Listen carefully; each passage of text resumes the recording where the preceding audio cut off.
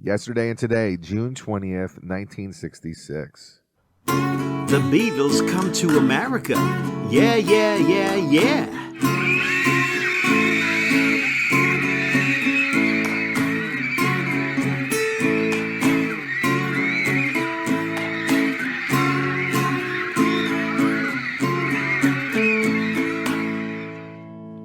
Episode 10, Yesterday and Today. Welcome to the Beatles Come to America podcast. I am your host, Tom Gouker, along with the Beatles Guru Brooke Halpin. Today we are chatting about Yesterday and Today. Yesterday and Today always felt like a greatest hits collection to me. Let's listen and see what the Beatles Guru has to say about it. Before we get into the interview, we do have some housekeeping notes. I have a podcast. It's called Something Came from Baltimore, which is a music interview podcast. It's more jazz, R&B, and blues. It's not really about Baltimore, but please subscribe, and the link is in the notes. The Beatles Guru, Brooke Halpin, is all-knowing when it comes to the Beatles. He sweats that Beatle DNA. Follow him on his Facebook page. Come Together with the Beatles and Brooke Halpin. The link is in the show notes also. And we have a Facebook page called The Beatles Come to America, where we're asking to rank the albums from best to worst. It's a lot harder than you think. And as a bonus, at the end of every episode of Beatles Come to America, we have a Brooke Halpin original composition. So you'll want to stick around for that. We are a DIY low-tech podcast, so you may hear some pops and hisses. We hope you subscribe, participate, and enjoy. Just remember, we love the Beatles, so love us in the comments. Now it's time for this show. The Beatles Come to America, Episode 10, Yesterday and Today. Which brings us to The Beatles Come to America with the Beatles Guru, Brooke Halpin. Today we are talking about the Beatles Yesterday and Today. This album was released in June 15th, 1966. It tracks 2733. Yeah, to be exact. It was number one for 5 weeks, and it sold over 1 million copies. And just in a couple months later, we're going to get Revolver. So this comes out right before that. There are some Revolver songs on here. There are Rubber Soul songs and a holdover from Help, along with just singles that will show up later, figurations of these albums. You have the album in front of you? I do. What is going on with this album? Well, it started off as a mess. Capitol, again, wanted to capitalize as much as they could, knowing that they had a golden franchise going on. And it was time, they felt, that it was time for a new Beatles album, because the last time an album was released was 6 months prior with Rubber Soul. Because as you know, we talked about in 64, how many albums were released? I think it was like 6 or something, some ridiculous amount. So so now it's been 6 months, like, oh, God, we've got to get an album out.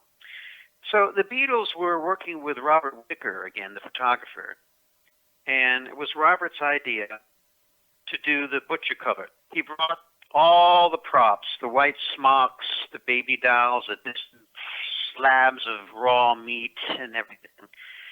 And the Beatles loved it because it was different. And the album covers prior to this album cover, with the exception of Rubber Soul, which I think is a masterpiece album cover, which we talked about recently, they thought, oh, God, this is a total lark. You know, they're laughing, they're having fun.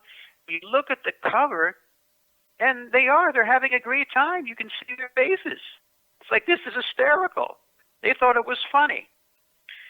The Beatles said, oh, it was our statement against the Vietnam War. Oh, come on, that's a bunch of rubbish. And what does this have to do with the Vietnam War? I mean, in the abstract, I suppose you could stretch and say, oh, well, you know, the raw meat is about people being killed in Vietnam, but come on.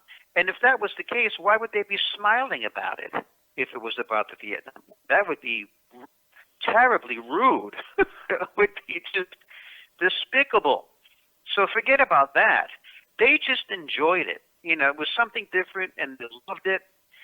And they sent it to Capitol. Capitol sent out 60,000 copies of this cover. And it did seep out into the populace in the U.S. And then they were getting feedback from radio stations and from the people who were selling the records. They thought it was very distasteful, so they called it back in.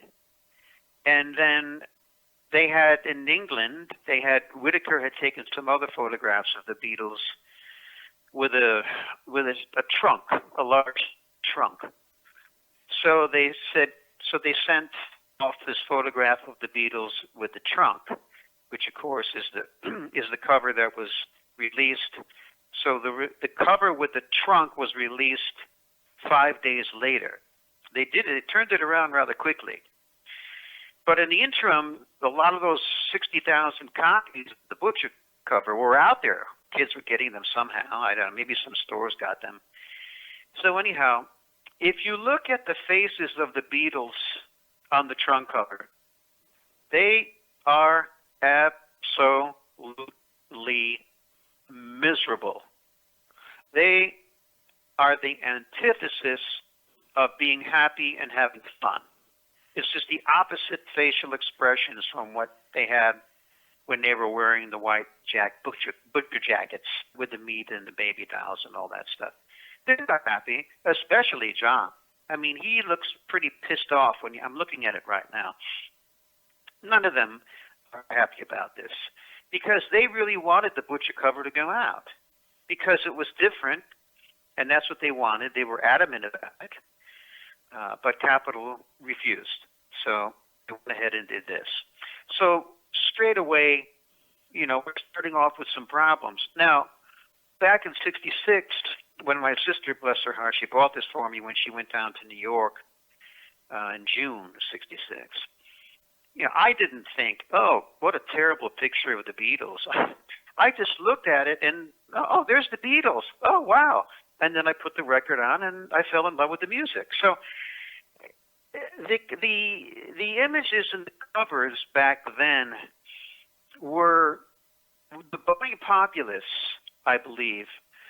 They were not nearly as critical as I am today. And I wasn't critical of it at all when it came out. It didn't matter.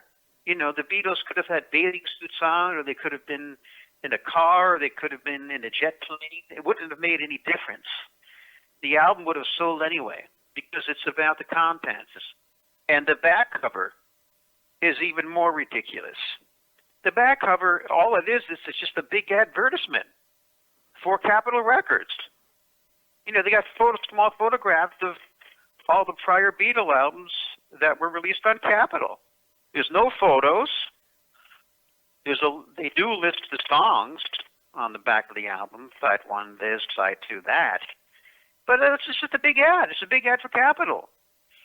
And there is one name on the back of the album. It says, prepared for the U.S. by Bill Miller. Now, if you recall, Tom, in one of our previous conversations, we were talking about, I believe it was it Beatles Stick, that was prepared by Dave Dexter Jr. Remember that? Yeah. Mm-hmm. Yeah. Well, Capitol replaced Dave Dexter Jr. with Bill Miller. So Bill Miller was a record producer at Capitol Records. So he was involved with putting this album together. He was involved with the sequencing. And again, the back cover is just a big ad. It's just a big ad for Capitol.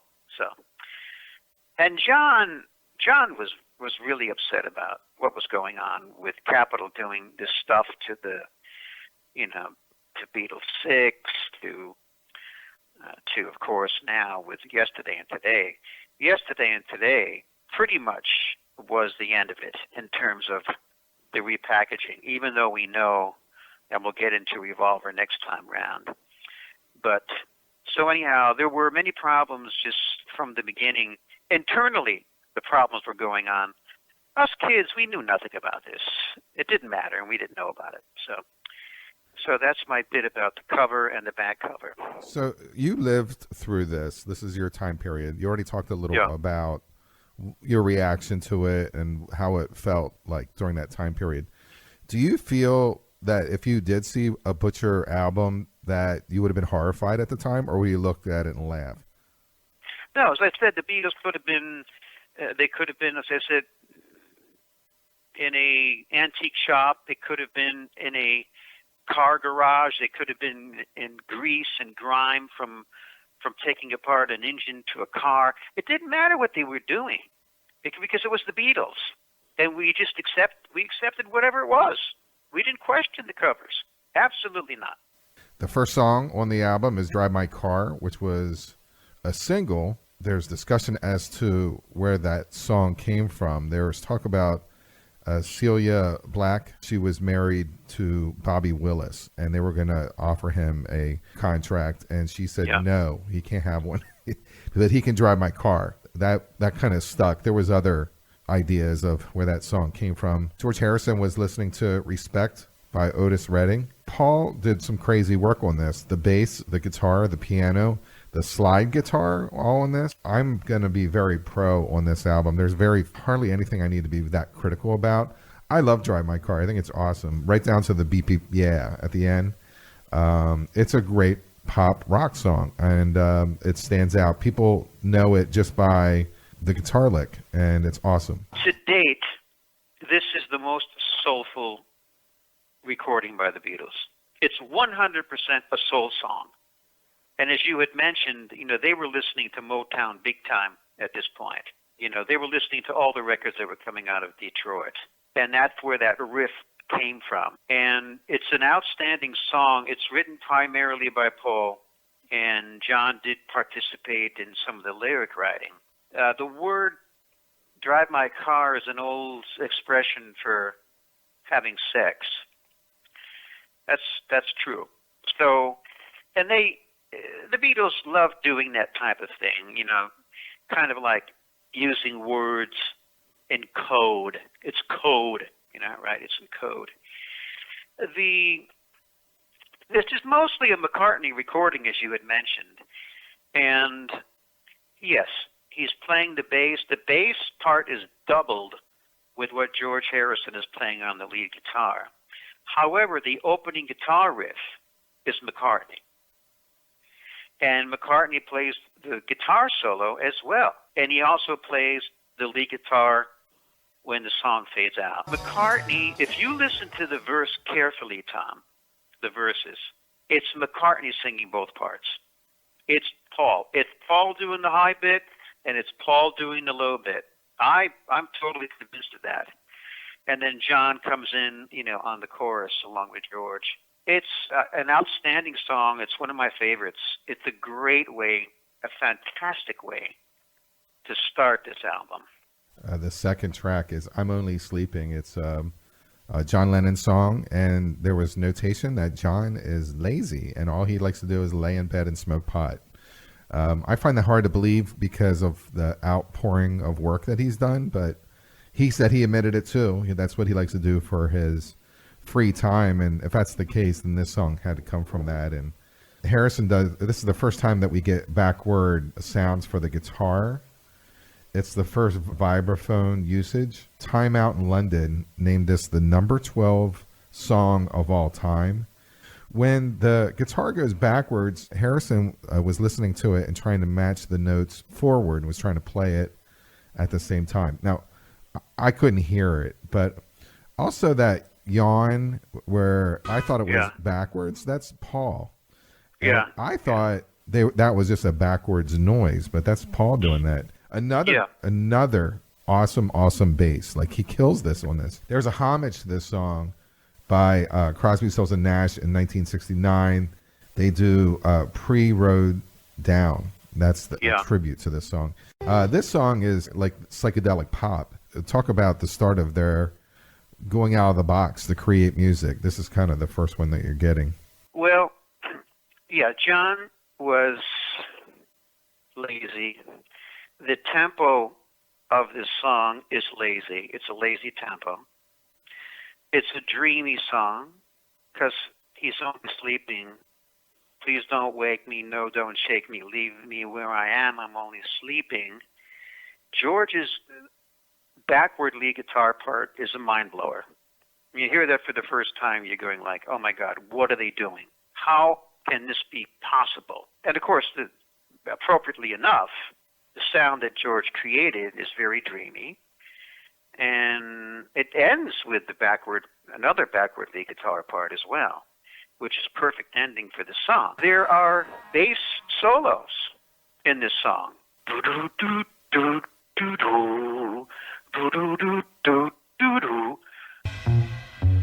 Wow. So there's bass solo breaks in a song. That's something quite different. I was able to take the backward guitar solo and reverse it and listen to it. And when you do that, it sounds like an Indian raga. It sounds 100% Indian, very much so. And which would make sense because George was getting deeper and deeper into his Indian influences. Number 3 is Nowhere Man, which was a single. It's a John song. The vocals on this and the stacked, I don't know how many times they're stacked. Tremendous, and you could hear on Yellow Submarine, they kind of show you some of the vocals just without the music. It's another hit for me. What do you think? It's a masterpiece. And what's interesting is that John was frustrated. He was for hours on end, like for 5 hours supposedly. He's trying to write a song. And he couldn't come up with anything, nothing. And he had to get something done because of the deadline for the record date. And then finally, I think he took a break, or maybe he took a nap because he likes to sleep so much. And then, boom, it was all there. The melody, the lyrics, that it all came to him. As you say, the 3-part harmony is breathtakingly beautiful. It's just absolutely gorgeous. This is one of the brightest sounding guitar songs to date. George and John, they both were playing their new light blue Fender Stratocasters, which are very bright guitars anyway. And it's John and it's George that are playing the lead guitar solo in unison, note for note, which gives it a certain texture. It's almost like chorusing because it's a doubling. And then they end the guitar solo with a bing, a high harmonic, which is just perfect. The lyrics, yeah, talking about, you're sitting in your nowhere land, you're a nowhere man, making all your nowhere plans for nobody. A pretty sad story. However, then John goes to say, well, isn't he a bit like you and me? Which was, I thought, very provocative and a bit a bit knocking yourself a bit, saying that, well, I guess we're all a bit like we're all a bit of a nowhere man. But then the bridge gets positive. It's saying, you know what, hey, please listen. The world is at your command, which is really quite wonderful. So you have the contrast of the sort of nowhere man going nowhere in his nowhere land lyrics in the verses to this rather encouraging, comparatively speaking, to the verses on the bridge. Yeah, you don't know what you're missing. Nowhere man, the world is at your command. There's beautiful, beautiful lyrics on the bridge. This song is a masterpiece. I can listen to this song and I'll listen to it forever. The 4th song is Dr. Roberts, which is a John song. There's discussion about that this is Dr. Robert Fryman, who, or it's a gallery owner, Robert Fraser, who seemed to have a lot of pill time. By then, they could be talking about Bob Dylan, who turned them on the pot in 1964. Or it could be John Riley, the dentist, that gave him LSD for the first time in 1965. Or it could be all of them. I said one up the birds. I mean, like, this is a bird comparison, but it's chunky. There's kind of roots rockabilly, kind of like just chugging in the background, which is pretty awesome. What's your thoughts about Dr. Robert? It's a great sounding song, and I believe 100% that it's about Dr. Robert Freeman, because he was well known with all the celebrities and the wealthy individuals, a lot of wealthy individuals in New York City in the swinging 60s. And Dr. Robert would give them injections, vitamin B12 injections, that also had amphetamines in them, which would give them quite a nice high. Well, well, well, you're feeling fine. Well, well, well, he'll make you, Dr. Robert, on the bridge, which the bridge is incredible. The voices in the bridge, I don't know how they came up with that vocal arrangement is just astounding. And then, of course, there's the harmonium only on the bridge, which, again, it's a great arrangement. Because you have, as you say, the guitars are really, George's guitar. By the way, George plays two lead guitar parts on this song. There's two lead guitars going on. George plays both. So that when that harmonium comes in on the bridge with the well, well, well, you're feeling fine, it provides a new sound to the song which only occurs during the bridge. That is very, very smart arranging, ladies and gentlemen. It's a great album track. I mean, come on. It's incredible track. It represents the swinging 60s. It's talking about yes. the new freedoms. I mean, obviously they didn't sing about this in the 50s. This is the freedoms that they're experiencing, and it's a little coded, but at the same time, it seems pretty commonplace. This is not something that people down the street wouldn't be relating to. I wanted to add the lyric that I was thinking about in Dr. Robert, and it's take a drink from his special cup. And that's a direct reference from what you were talking about, Tom. You were saying, well, it was about Dr. Fryman. Well, it was about the doctor that slipped the LSD into John and George's cup. Well, there you go. So it's about Dr. Fryman, and it's also about all the things that, certainly about the time that George and John first experienced LSD. So I just wanted to get that in there. Number 5 is the big one. It's Yesterday with the single with the B-side of Act Naturally. It's 2,200 covers so far. It continues to blossom of covers. It's considered Baroque pop, best song of the 20th century from the BBC Radio 2. It's the number 1 pop song of all time from MTV and the Rolling Stone, 1994. It's number 13 on Rolling Stone's best songs of all time. It's number 4 for the Beatles, for the Rolling Stones. So obviously there's 3 more songs that are better. It was up for a Grammy in 1966, but it lost to Tony Bennett with The Shadow of Your Smile. So they got robbed. Chuck Berry loved it, wished that he would have been able to sing it or wrote it. Bob Dylan didn't like it, but he turned around and did a cover of it. John Lennon used this as a diss to Paul McCartney when they started fighting on the How Do You Sleep song. Yes. The only thing you did was Yesterday, but... This song is not the Beatles. This is not a Beatles record. It's just solo Paul, acoustic guitar, and a string quartet. And John, particularly, and George and Ringo, did not want it released as a single in the UK for that reason, because it's not a Beatles record. This was the beginning of Paul getting a taste of doing things without the other 3, and he liked it, and it was a smash hit. This was earth-changing for Paul McCartney, because he realized, wow, I can do some stuff on my own, And his lyrics in this song are probably his most mature lyrics to date. It's about having troubles and the complexities of love.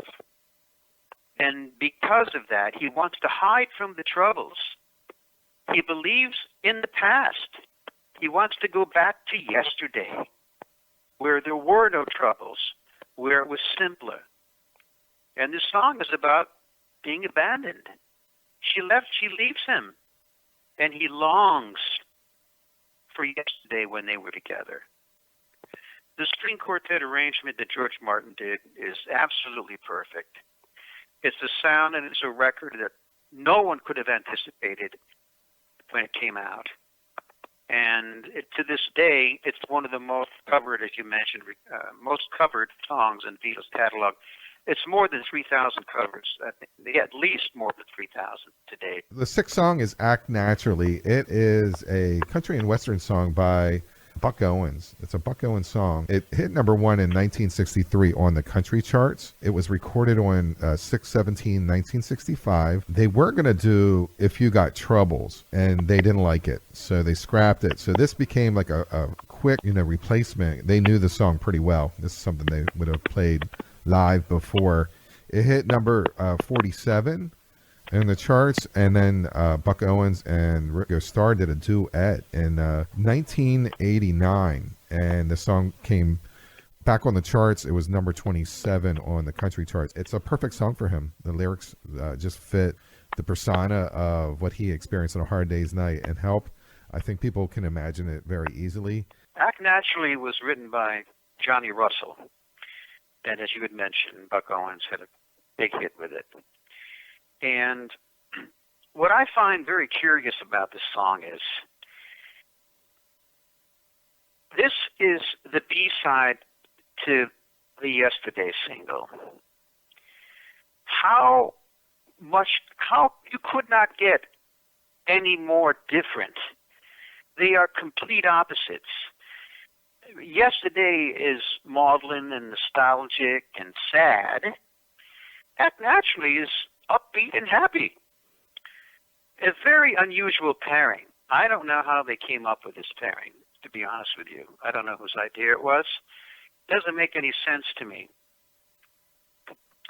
The lyrics, as you say, are rather autobiographical, because that's exactly what the Beatles did. They were put in the movies, and what did they have to do? All they had to do was be themselves. That's all they did. It wasn't like the Beatles were putting on different personas in A Hard Day's Night and in Help up to this point. They were just being John, Paul, George, and Ringo. They were acting naturally.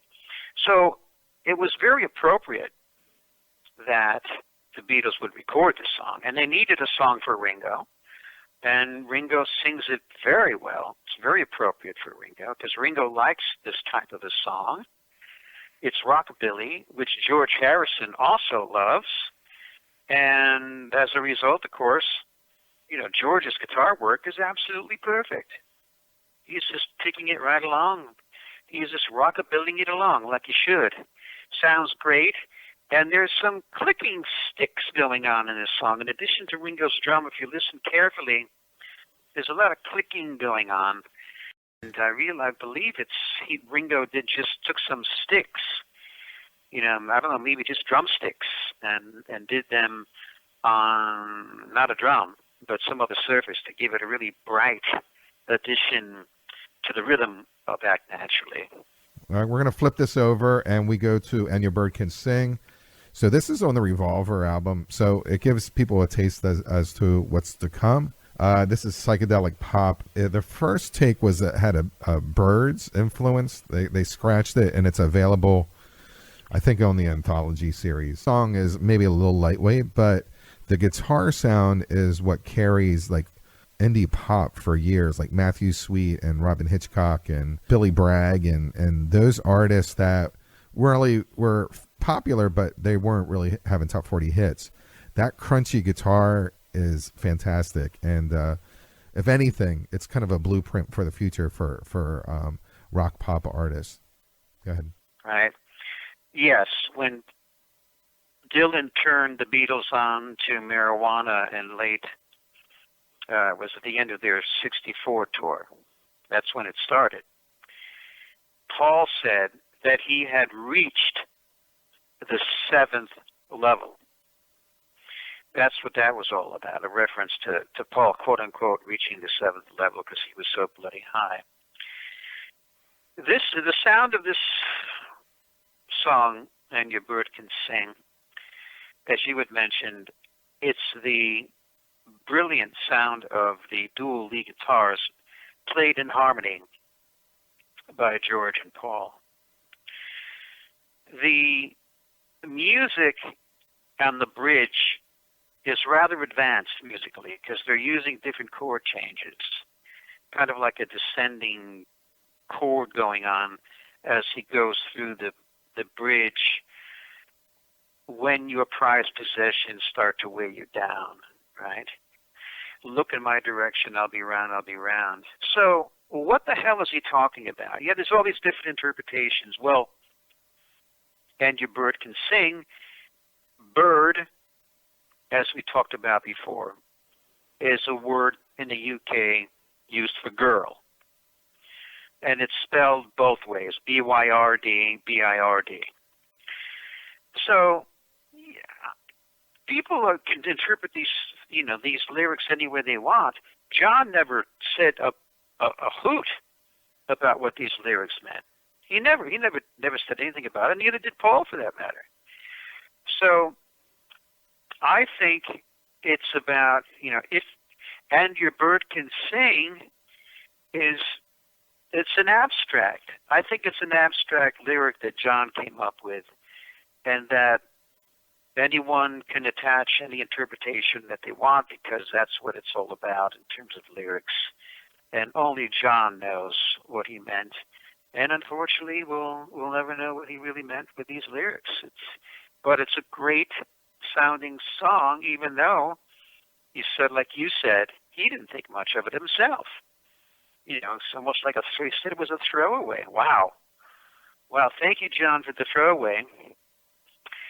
And that's what I think about And Your Bird Can Sing. I love it. Love it very much. It's just a great sounding song. This is the biggest mystery of all Beatles songs, because there is no record of any Beatle explaining as to what the song means. It's ranked number 41 on the Mojo rankings of the best Beatles songs of all time. There's covers by Jesus and Mary Chain, Spanky and Our Gang, The Jam, and I mentioned Matthew Sweet and Susanna Hoff. So that guitar sound has been ripped many, many, many times over on alternative artists through the years. So it's very cool. The next song is, in my opinion, should have been a single. They didn't release it as a single, and I'm not really sure why. And the Hollies released it and hit number 20. I was grown in the 70s, so when I heard this song, I guess I didn't have the Yesterday and Today album yet, and I thought this was the Byrds. It took me a while to say it's not the Byrds, and boy, is it Birdsian. It's fantastic. It's a great song. A great song written by George Harrison, and yes, influenced by the Byrds. As I mentioned earlier, there was this friendship between the Byrds and the Beatles. They used to hang out together when the Beatles were in the U.S., and I don't know about the Byrds getting together with the Beatles in London, but it wouldn't surprise me if they did. The influence, as you mentioned, was the Bells of Rhymney, and George was very upfront about it, and he actually sent a recording of If I Needed Someone to Mr. McGuinn of the Byrds. George had a new 12-string electric guitar made by Rickenbacker, and this was the first time he used it on a recording. He had one previously, an earlier model that he used in '64, which was a big influence on Roger McGuinn and the Byrds. That's one reason why Roger McGuinn used his Rickenbacker 12-string as the centerpiece for the Byrds sound. So you can see that there was a lot of cross-pollination going back between these two very big bands. And, of course, the name of the Byrds, B-Y-R-D-S, and we keep talking about how And Your Bird Can Sing. So there's even references with using the word bird even in song titles and in lyrics, which is very interesting that this is going on between these two bands. The thing that's really wonderful is that Paul plays an ostinato bass line, which means he plays the same bass line and he keeps repeating it. It doesn't move beyond the riff. And then while he's doing that, the chords change. They go down to the G, and then they go back up to an A. A new sound. Brilliant. A brilliant sound, the way McCartney works that bass line. George actually plays a double-track lead guitar solo. So you've got his lead guitar solo, plus you have his lead guitar part going on simultaneously. George wrote this song about Patty Boyd, who he married in January of '66. But yet, he says, I'm I'm too much in love, but oh, by the way, I'm too much in love. But you know what? Go ahead and carve your number on my wall anyway, just in case, then maybe you'll get a call from me. So it's a little tricky lyric there. I mean, he's too much in love, but, oh, well, you know what? I'm too much in love, but carve your number anyway, and hey, who knows? I might just give you a call. So if I needed someone, it's like, well, who is the someone? Well, someone could have been the fan, one of the many fans that were making themselves available to George. Interesting lyric for sure. The next song we have is We Can Work It Out. It's a combo between John and Paul. It's a double A side with Day Tripper. The We Can Work It Out hit number 1, where Day Tripper hit number 5. So it did not hit it wasn't a total number 1. George created the 3/4 German waltz vibe into it. And it's weird because I was thinking about it. Starkey gets a credit on What Goes On. And it seems like George is creating some really interesting things, and he doesn't get credits on these songs. This song took 11 hours to produce, and that's the longest time so far that they've ever spent in a studio on one song, which is kind of wild. It was number 1 for 3 weeks, and it is their 11th song that hit number 1 in 2 years. Stevie Wonder made it a cover of We Can Work It Out. It became more of an anthem about civil rights instead of a relationship situation. And there's a lot of R&B covers afterwards, and I think they're more spinning off of the Stevie Wonder cover than they are actually of the Beatles. But it found a whole new audience, and this is a great double A side. Day Tripper and We Can Work It Out. It's crazy. I'd actually have to say I like Day Tripper just by a nudge. However, they're both fantastic songs. And this is another awesome bass with Paul for We Can Work It Out. Again, Paul's having trouble with his relationship, right? We talked about the troubles that he was having with Yesterday, the lyrics in Yesterday. Now he's having troubles again with We Can Work It Out. But in We Can Work It Out, he's saying, yes, we're having problems, but we can work it out. We can work it out. So he's being positive, which Paul tends to be, in general, the positive lyricist, more so than John. And then John chimes in with his lyrics, There's No Time for Fussing and Fighting, My Friend, which is brilliant, and that's the bridge. The instrumentation and the way the Beatles are playing on this is very interesting. You've got Paul. Now, what I find to be quite strange about this, number 1, is that George is only playing the tambourine. Now, why in the hell is he not playing rhythm guitar is beyond me. Because John is on the harmonium. And, yeah, he also plays acoustic guitar, but George could have played the acoustic guitar instead of John. I don't know why George is not playing acoustic guitar in the song. And as you said, it was his idea to come in with the triplets during the bridge. Life is very short, from us singing, my friend. Dun, dun, dun, dun, dun, dun, 1, 2, 3, 1, 2, 3. I have always thought that it's a crime, so I will ask you once again. So, George had a creative participation in this song with coming up with a triplet idea on the bridge, the 3/4 part. And yet, he's only playing the tambourine. I don't understand that. I really don't. That to me is a mystery. It's a great sounding song anyway, and it's the first double A-side single in the Beatles' repertoire, in their catalog, along with Day Tripper, as you had mentioned. And it's a beautiful sounding song. McCartney's voice is perfect. Everything about it. And I can see why it was an A-side, but it's not the only A-side on the record. It's a double A-side because both songs are so strong and so commercially appealing that they're both A-sides because they're both great songs. The 4th song is What Goes On. This is a Help album, like holdover from the British Help. So it's new to us, but this is where Starkey gets his credit. It's Lennon, McCartney, and Starkey. It hit number 61 on the chart. It's the B-side to Nowhere Man. And this is a song that John wrote with the Quarrymen. So this is something they used to play in the clubs because it had one take on it with some little overdubs. I actually feel that maybe they could have done more than one take. There's a kind of loose guitar that it just kind of rambles in there. I wanted to hate this. When I did this, I said, I know I'm going to diss this. I'm going to tell you this is terrible, and I don't like it. So now I'm listening to these albums. What goes on is the song that I wake up to. It's all through my head. I can't stop listening to it in my head. I can't. So where I was like, I hate this song. This is definitely a weak link of them.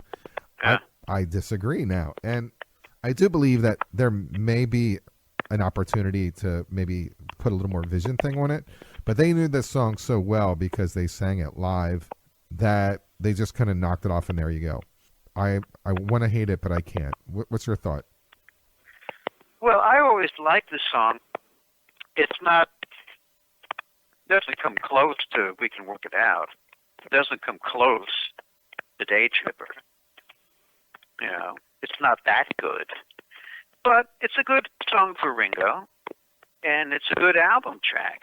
It doesn't even approach the brilliance of Nowhere Man, and it doesn't even come close to Drive My Car. But it's a good song, and a B-side, it's a great B-side.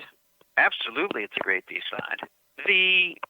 Ringo's participation as a writer, according to Ringo, is that he came up with about 5 words. So John and Paul were being very generous with Ringo, I'd say. John's guitar playing, he plays rhythm guitar, and boy, it is really brilliant.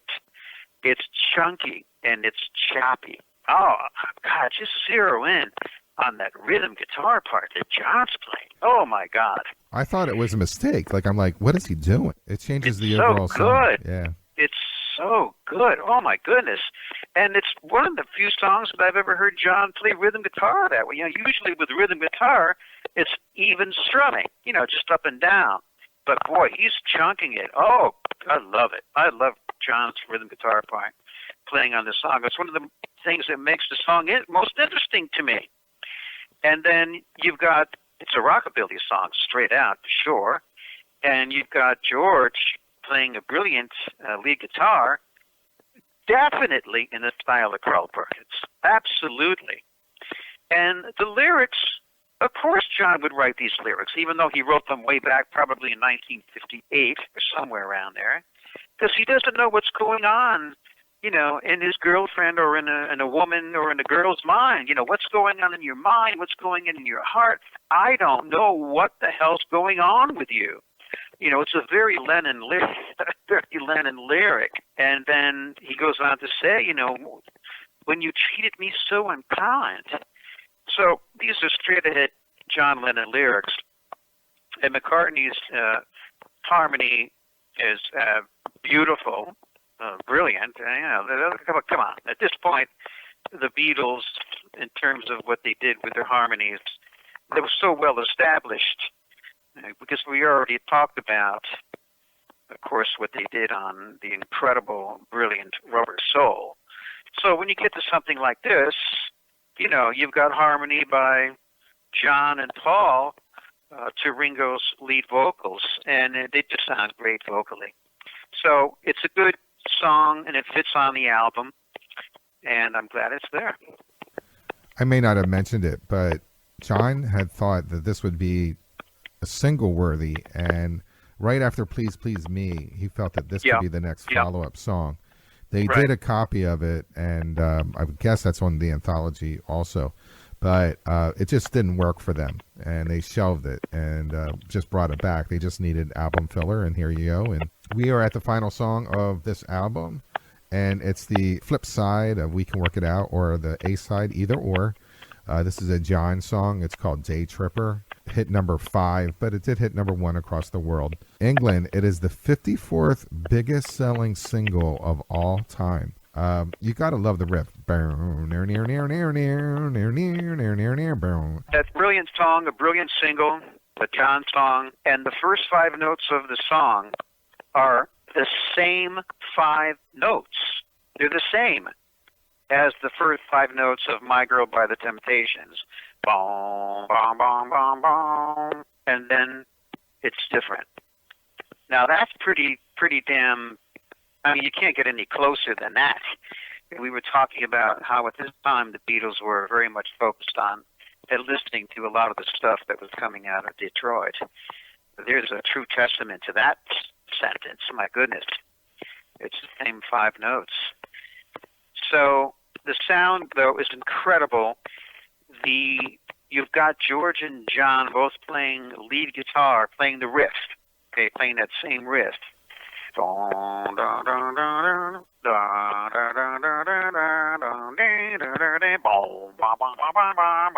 Okay. And then Paul enters playing the same riff on the bass. So this song is very electric guitar rich. This is a guitar song.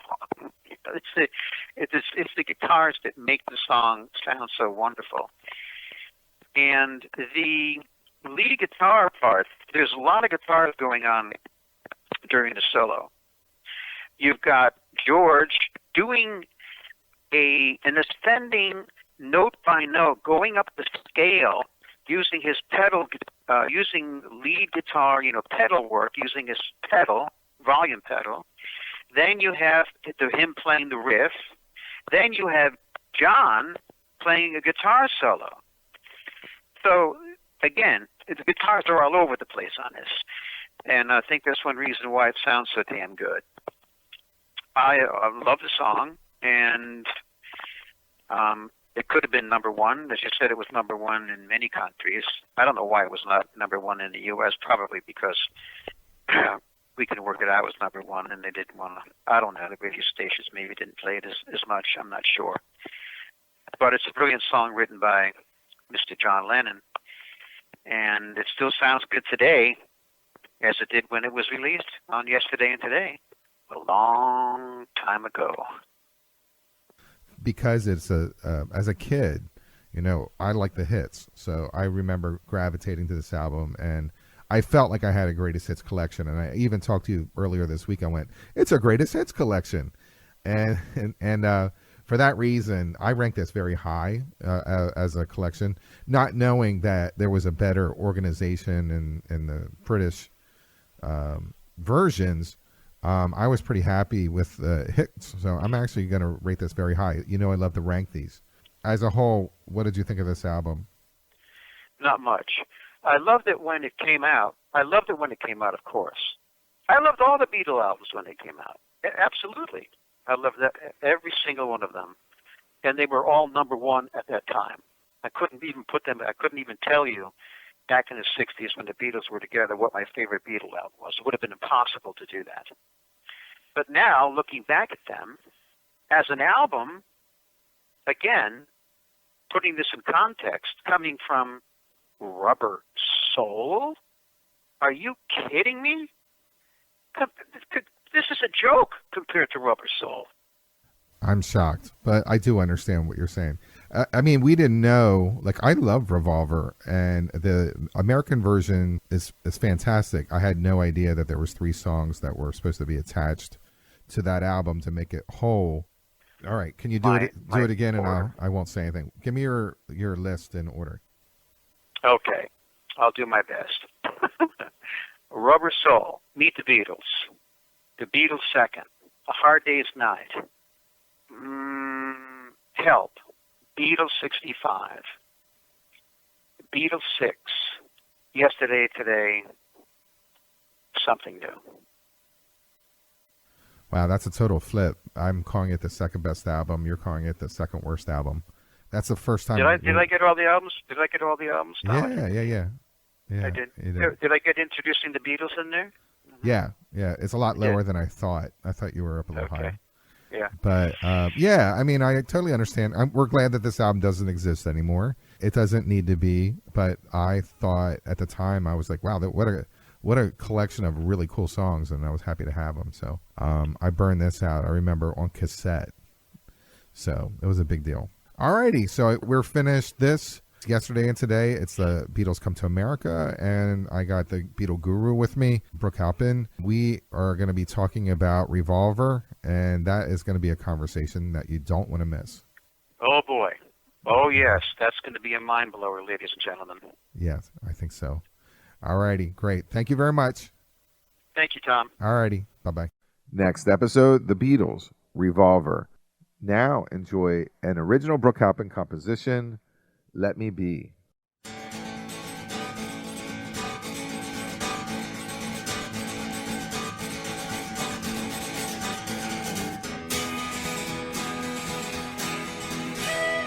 Late one night I couldn't sleep, the voices in my head wouldn't stop and kept me wide awake. One said yes, one said no, so confused it hurt like hell to think. Turning on a late night show to burn away my thoughts, hoping for some comedy relief. The jokes were bad, the laughs were few, the voices stripped back in between the sheets. Why are you here? What do you want? Tell me then, get out of my head. If it's money you want, I'll give you all I've got to spend. You can have my house, you can have my car, you can have the passwords and the keys. Take all my possessions, take all of my tea, just let me be. Let me be. Let me be.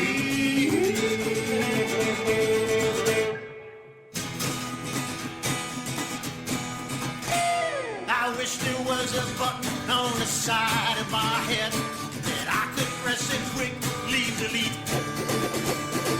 All the random voices, all the noise would become obsolete. I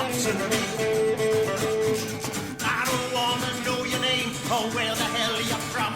It doesn't really matter anyway. You do all the talking and never hear a word I have to say. Why are you here? What do you want? Tell me then, get out of my head. If it's money you want, I'll give you all I've got to spend. You can have my car, you can have my house, you can have the passwords and the keys. Take all my possessions, take all of my tea, just let me be. Let me be. Let me be. Let me be.